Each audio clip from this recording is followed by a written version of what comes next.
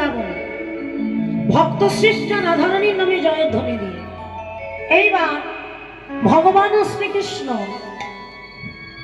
যশোমতী মায়ের কোলে বসে নবনী সেবা করে রাখাল গোপাল নিয়ে গোবিন্দ আমার গোষ্ঠে গেছে।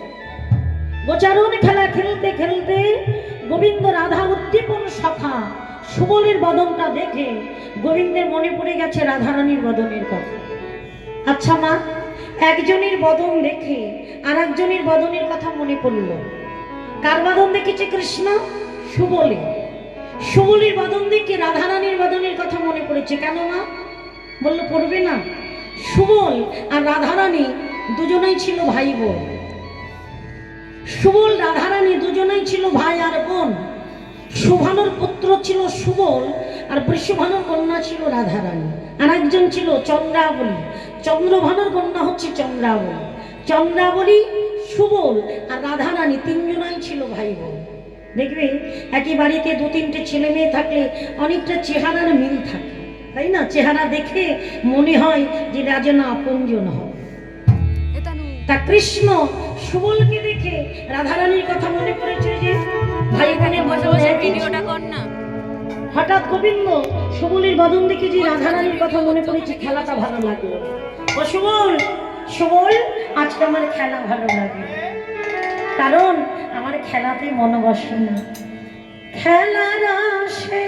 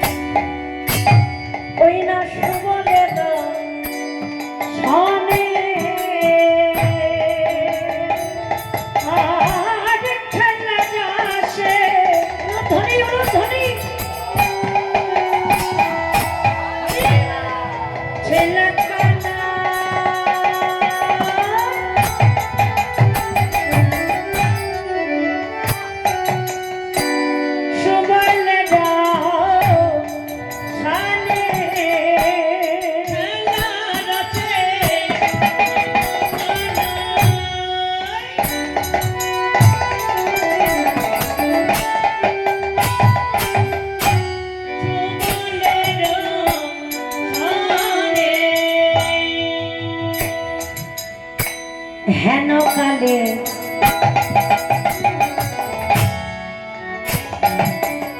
ওই রাধা বদন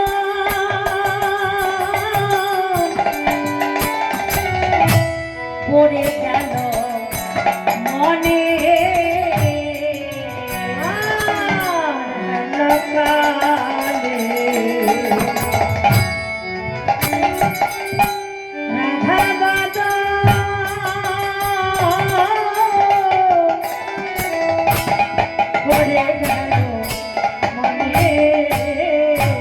মনে পড়লো রে, মনে পড়লো রে বদন, মনে পড়লো রে, মনে পড়লো রে কানাইয়ের রমিনী বদন।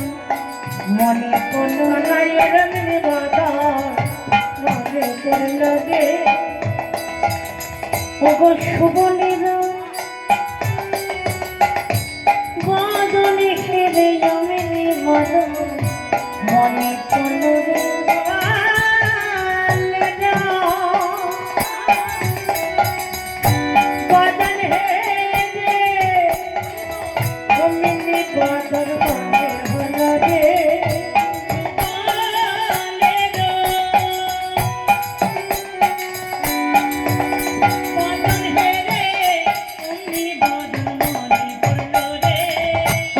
সুবলের বদনে খেলে বিনোদ খেলা খেলতে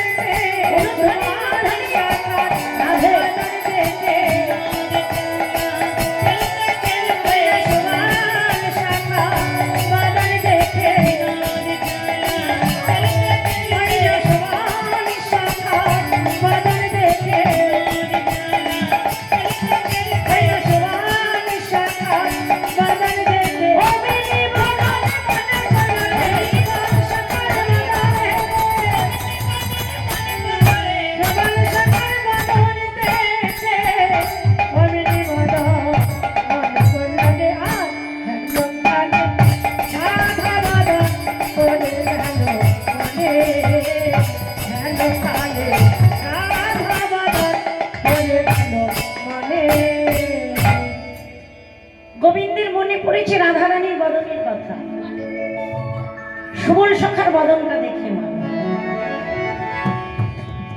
যেই না বদন মনে পড়েছে অমনি গোবিন্দ সুবলকে ডেকে বলছে, ও ভাইয়া এদিকে আয়।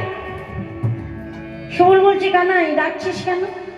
আজকে না আমার খেলা ভালো লাগে না, আজকে আমি বিনোদ খেলা খেলবো না, আজকের খেলাটি তোরাই খেল। সুবল বলল, কানাই আচ্ছা কোনোদিন তো তুই বলিস না যে খেলা খেলবো না, তবে আজকে কেন খেলবি না? আমি যদি তোর মরম সখা হই তাহলে একটু মনের কথা আমার কাছে খুলে বল। আচ্ছা মা, মনের কথা কি সবার কাছে বলা যায় বলো? যাত্রার কাছে বলা যায় না, কার কাছে বলা যায়? ব্যথার ব্যথিক যে, তাই না? ব্যথার ব্যথিক ছাড়া দুটো ব্যথার কথা বলা যায় না। তবে এই জগতে সুখীর কথা শোনার অনেক মানুষ মেলে, দুঃখের কথা শোনার মানুষ মেলে না। প্রত্যেকের জীবনে একজন করে মনোমিয়া থাকে, যাকে মনের কথাটা বলে আনন্দ হয়, শান্তি পাওয়া যায়। কৃষ্ণ মনের সব কথা সুবলকে বলতো, আর সুবল বলছে, কানাই সব কথা যখন আমাকে জানাস, এই যে বিনোদ খেলাটা খেলবি না কেন, এটা এর কারণটা কি? কেন খেলবি না এটা আমাকে বল। কৃষ্ণ বলল, সুবল রে আমার খেলার মানুষ,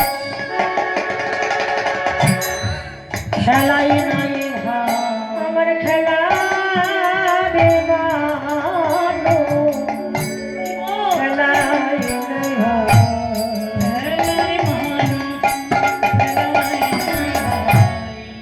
আমার খেলা ভেঙে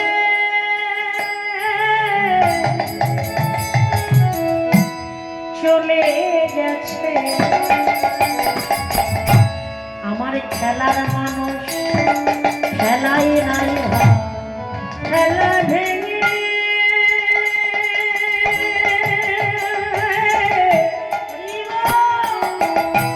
চলে গেছে খেলার মানুষ, খেলাই নাই আমার খেলাই বেলা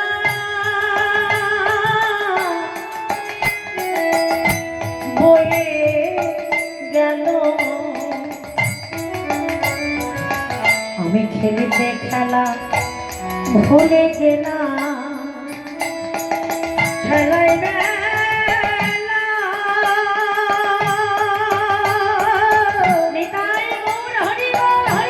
বয়ে গেল, খেলতে খেলা ভুলে গেলাম। আমার খেলাই খেলাই জনম গেল, খেলাই খেলা জনম গেল, আমার খেলাই খেলাই জনম গেল, খেলাই খেলাই জনম গেল। আমি খেলিতে খেলা হরি বল ভুলে গেলাম, খেলাই খেলাই জনম গেল, খেলিতে খেলা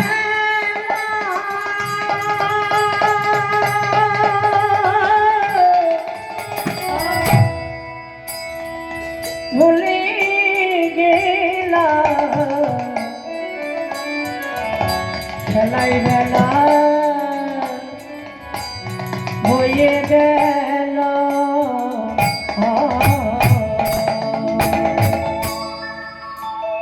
ভগবানের যে খেলা সেটা ছিল নামের খেলা, আর আমরা মায়ার সংসারে খেলছি মা মায়ার খেলা। কৃষ্ণ ভজিবার তরে সংসারে যাই না, সংসারে এসেছি কেন আমরা? শুধু আত্মসুখের জন্য নয়, অর্থ উপার্জন করলাম, ভালো বিছানাতে ঘুমালাম, ভালো মন্দ সেবা করলাম, কয়েক কোটি টাকা ব্যাংকে রাখলাম, ভালো ভালো জায়গাতে একটু বেরিয়ে এলাম, জন্মটা আমার ধন্য হলো, এর জন্য আমাদের জন্ম নয় না। 84 লক্ষ জনে ভ্রমণ করে এই সুন্দর মানব জন্ম আমাদের পরিপূর্ণ জন্ম হচ্ছে ভজনযোগ্য জন্ম। এই যে আমরা যে জন্মটা পেয়েছি, কীটকুলে গুল্মকুলে তরুকুলে লতাকুলে মিনিকুলে পক্ষীকুলে জন্মাতে জন্মাতে এই সুন্দর জন্ম আমাদের ভজনযোগ্য জন্ম।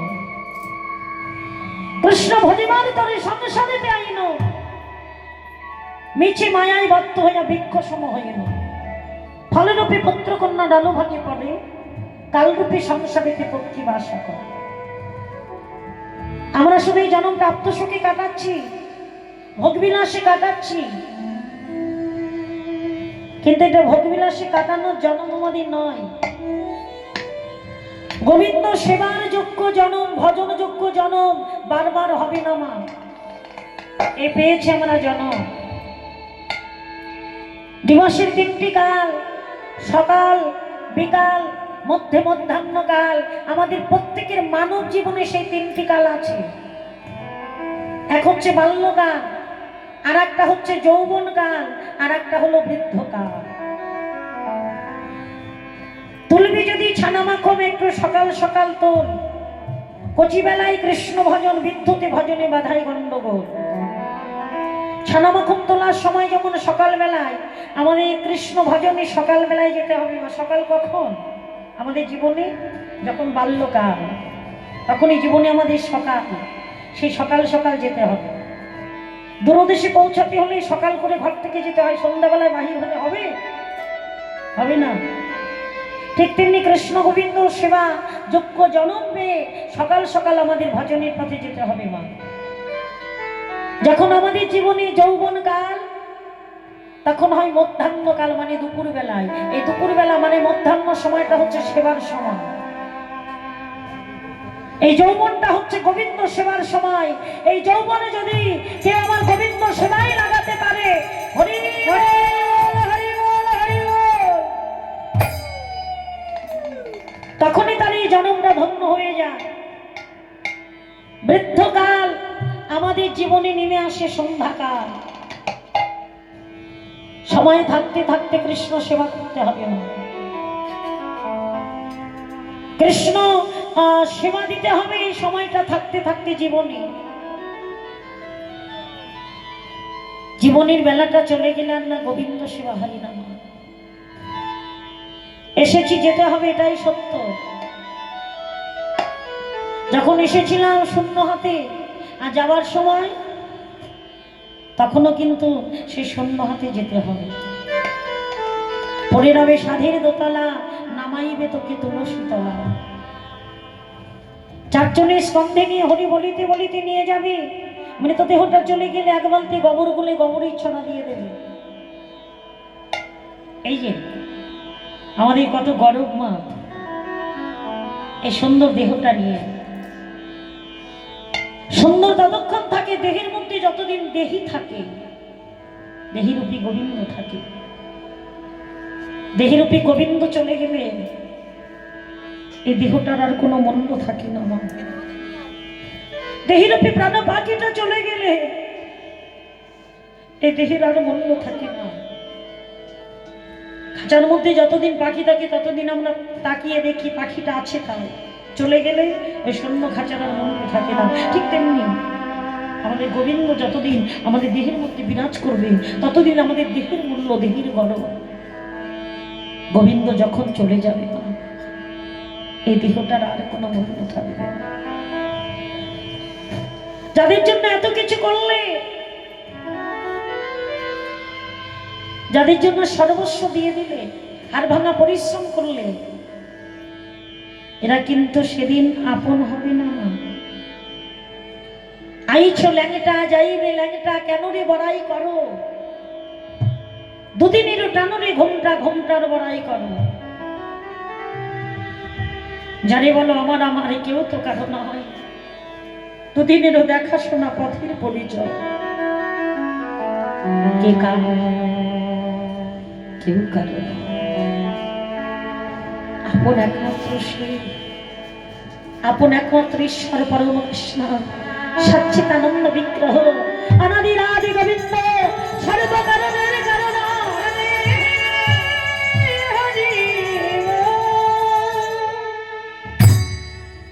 হরি বল, তুই একবার গোবিন্দ বলি কা, তুই একবার কৃষ্ণ বলি কা। যত তুই কৃষ্ণ বলে কাঁদবি ততই তোর কৃষ্ণ প্রাপ্তি নিকট হবে। যত তুই গোবিন্দ বলে কাঁদবি ততই তোর গোবিন্দ প্রাপ্তি নিকট হবে। অমা, কৃষ্ণ কৃষ্ণ বলে কাঁদলে জীবনে সকল যন্ত্রণা দূরীভূত হয়ে যায়। গোবিন্দ বলে কাঁদলে দেখবে তোমার জীবনে দুঃখ সব দূরে চলে যাবে। আপন একমাত্র গোবিন্দ, গোবিন্দ ছাড়া আমাদের কোনো গতি নাই। সাধের পুত্র, সাধের স্ত্রী, সাধের কন্যা সকল কিছু পড়ে যাবে।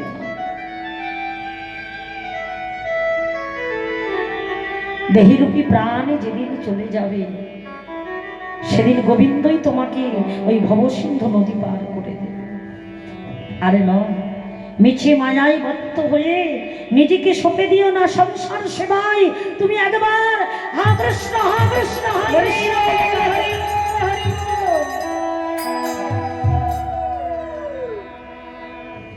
দেখবে, যত তুমি হা কৃষ্ণ বলবে, যত তুমি কৃষ্ণ নামে বিভোর হবে, এই কৃষ্ণ নামেই কৃষ্ণ নামে ভগবান থাকতে পারে না ভক্তের নয়নের জলে। দুটি কর বাড়িয়ে দিয়ে বলে একবার আমায় বাঁধো বাঁধো। অজামিল যেমন নিজেকে সংসার সেবায় সঁপে দিয়েছিল, একজন বিখ্যাত ডাকাত ছিল অজামিল। ভেবেছিল আমি অসৎ কর্মে লিপ্ত, আমি চুরি করি, ডাকাত করি, আমি কতজনের কত ক্ষতি, জীবনে অন্যায় পাপ কাজ যা কিছু করছি সংসারের জন্য করছি। আমার ছেলে, আমার মেয়ে, আমার স্ত্রী, আমি যেদিন চলতে পারবো না, যেদিন দেখতে পাবো না, এরাই আমার আপন হবে। কিন্তু মা যতদিন অর্থ উপার্জন করে সংসারে দিয়েছে ততদিন সংসারের কাছে অজামিল আপন ছিল। আস্তে আস্তে চলবার ক্ষমতা হারিয়ে যায়, আর দেখতে পাই না, চলতে পারি না, অর্থ উপার্জন করতে পারি না, সংসারের কাছে অজামিল বোঝা হয়ে গেল। ঘরের এক কোনায় অজামিলকে ফেলে রেখেছে। স্ত্রী এসে জিজ্ঞাসা করে না তুমি কেমন আছো, ছেলে বলে না পিতা তুমি কি করছো। ঘরের কোনায় বসে বসে অজামিল কাঁদছে। হাই রে, যাদের জন্য জীবনে এত অন্যায় করলাম, যাদের জন্য এত পাপ কাজ করলাম, যাদের জন্য আমি সর্বস্ব দিলাম, এই সংসার, একদিন আমি এই সংসারে কর্তা ছিলাম,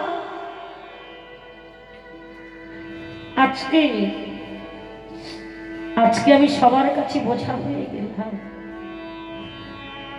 সংসারের কাছে আমি বোঝা হলাম। দয়াময়, আমি এতদিন তোমাকে ভুলেছিলাম, আমি বুঝতে পারিনি, আমি ভেবেছিলাম এরাই আমার আপন, কিন্তু না দয়াময়, তুমি আমার পরম বান্ধব, তুমি আমার ভবপারীর কান্ডারি, সেটা আমি আগে বুঝতে পারিনি। আমি ভেবেছিলাম আমার ছেলে, আমার স্ত্রী, আমার যেদিন শেষের দিন হবে এরা আমার আপন হবে, কিন্তু না দয়াময়, আজকে বুঝতে পারছি তোমার চরণে ছাড়া, তোমার কৃপা ছাড়া এ জগতে আমার আপন নেই।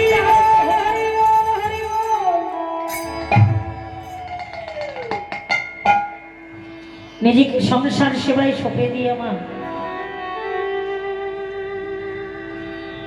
সংসারের জন্য কেঁদে লাঞ্ছনা গঞ্জনা পেয়েছিল, সে কোনদিন গোবিন্দ বলে কাঁদেনি, কৃষ্ণ বলে কাঁদেনি। ভেবেছিল এরাই আমার আপন, কে কার কেউ কারো না। ভেবে দেখ কেউ কারো মেছে ভমণ্ডলে,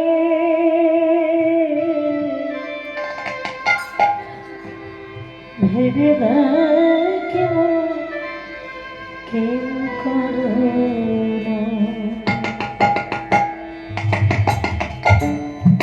দিয়েছে ভ্রমণ জলে ভেবে কেউ